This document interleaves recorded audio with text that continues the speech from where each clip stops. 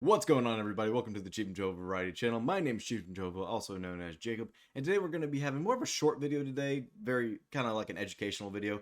I'm not an expert on firearms by any means whatsoever, but this is just kind of my experience and what we're going through today. Specifically, we're going to be talking about magazines, 1911 magazines, mine chambered in 45 ACP, God's caliber, as you all know. The firearm that we are going to be using today to be demonstrating is my Kimber 1911 Ultra Carry 2 with Crimson Trace laser on it. Love this firearm. This was a gift from my father. Love you, Dad. Thank you.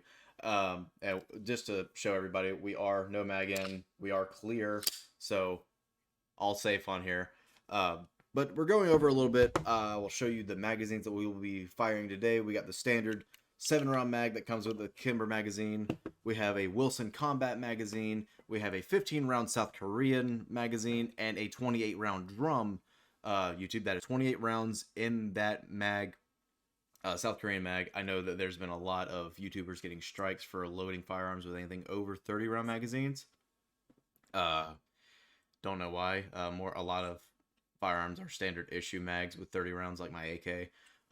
Which will be fired off in this video as well. But just getting that cleared out with YouTube here in the beginning, that is a 28 round drum, not 30 round drum mag. So don't give me a strike for loading my firearm with a 28 round drum magazine.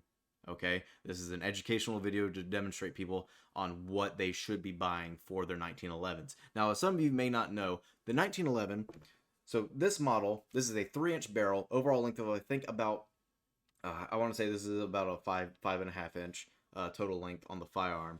Typically, usually we grade them off a barrel length as standards. So I think standard, it usually goes like an officer model, a commander model, a government model, and that really just kind of goes from sizes. You also have micro 1911s now. Typically those aren't chambered in 45 ACP. They're typically chambered in like 9mm or 380 auto, however you want to go about it. But specifically today we have a 45 ACP compact Kimber 1911. I think this would be classified under the officer model. Like I said, I'm not an expert by any means, but I do believe this goes underneath the officer classification. The next step up from that's commander, more along the lines of like a 4-inch, 4.25-inch barrel, up to a government, which is, I think, considered full size. I want to say commander's also considered full size, technically, but still pretty compact compared to a government model, which is about a 5-inch barrel. So significant increase in those.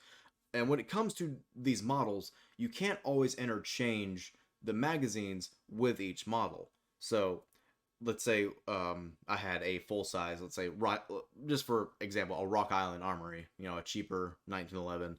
This is a more expensive 1911. I think this is about a $1,200 firearm currently, but a lot of that has to do with that laser as well. I think without the laser, you could probably get this for maybe $900 to $1,000, something around there.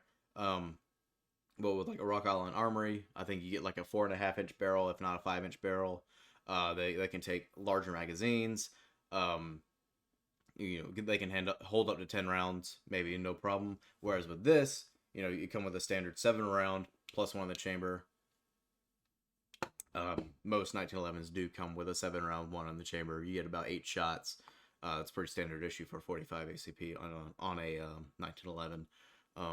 But it just goes with overall design of the mags and the mag wells on the interchangeability of the firearms. I know, so magazines I've run through most often with this is the standard mag, obviously, but I've also ran through this Wilson Combat mag. It's an 8-round mag, so you get 8 rounds plus one in the chamber, so you get a total of 9. The problem with this is, so mag is clear, gun is still clear. Just gonna demonstrate. Don't strike me, YouTube. So it fits in there just fine. But under these circumstances, the weight of this frame, so like the weight of the mag when you have ammo loaded into it, it won't always stay. So as you fire and the slides back and it's racking a new round, the mag, if you don't have it held into the well, will actually drop. So that's where the issues come into play. So typically with firearms like these, you would stick with the standard about 7, if not a smaller capacity mag, and just stick with the capacity that your firearm is made for. Specifically with 1911s. Now, cheaper models, typically you can get away with more extended magazines, but I just wanted to see how far it would go. Can we put a 15 round mag in this? Can we put a drum mag into this compact firearm? Well, that's what we're going to be demonstrating for you guys today. So now we're going. Yeah. So what are we doing out here? Yeah, we're starting off with the magazine that's actually made for the gun, 7 round.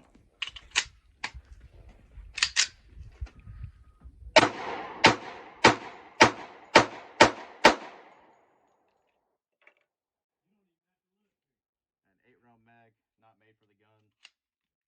Gotta hold the bottom of the magazine to make sure it keeps feeding with this one, or else it'll got a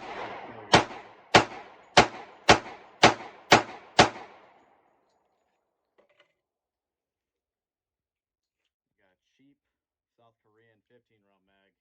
This is not gonna feed all the way. How cheap we talking? Oh. That didn't even feed the first round.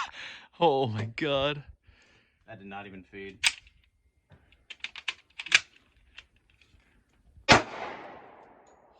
No, not feeding. Have mercy. We're just gonna leave that off. I'll try for the drum mag, see if that'll feed. What's the mass capacity on the drum you got there? 28 rounds. Have mercy. Oh boy. Didn't even feed the first round. Nope. Not feeding. Couldn't even fire. Oh, mercy.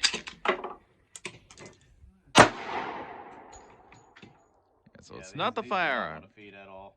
That is crazy.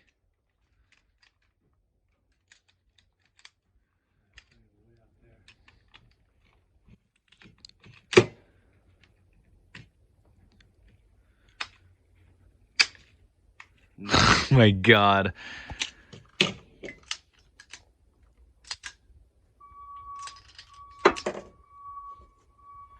Nope, they're bust.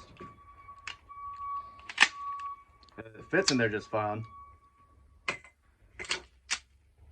Will not feed at all. That is beyond tragic. So So what have we learned here today? stick with the shit that fucking works for you guys.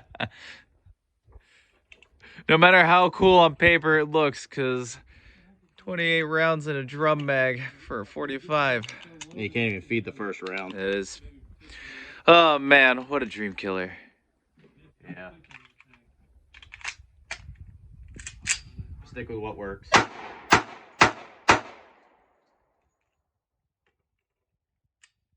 So, as we can see, neither one of the magazines fed, but it was just for an experiment to see how it would go. Like I said, more full-size 1911 would probably be able to take those mags just fine, but they are cheaper magazines. They're the South Korean magazines. I think I got both of those for maybe $30. Nothing too crazy, but if you guys want or have any recommendations for other magazines that you would like me to try through this Kimber, please leave them down in the description. I'll go on the internet, try to find them, and maybe make another video on this. But I do thank you guys for your time. Thank you for sticking with us, and if you enjoyed this video, please subscribe. That would be fantastic. I always like more new subscribers to the channel. Let me know if you want more content like this. And like I said, if you have any recommendations of trials you want me to run through with this 1911, let me know. And I'll see what I can do about it. Now, I did want to go through and show more than just this going on, make the video a little bit longer. It was a whole range day with me and my buddy Dino. We run a podcast together on this channel. If you guys want to check that out, link will be in the description.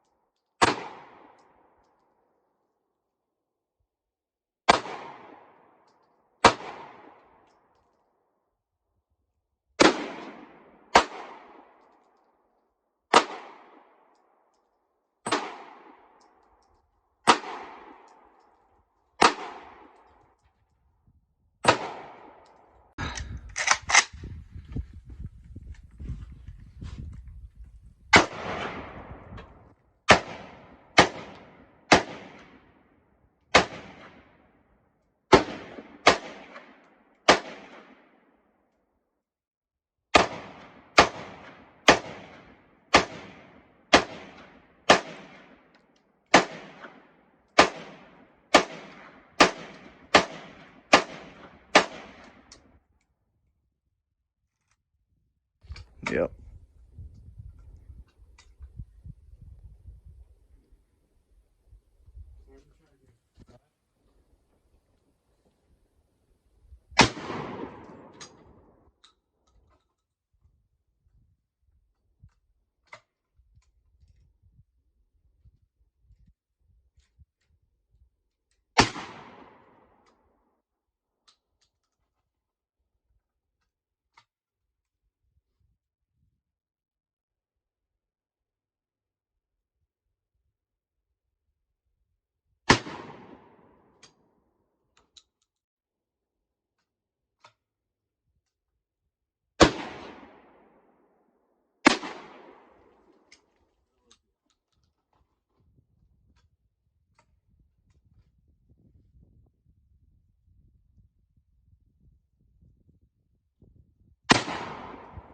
Go ahead whenever you're ready.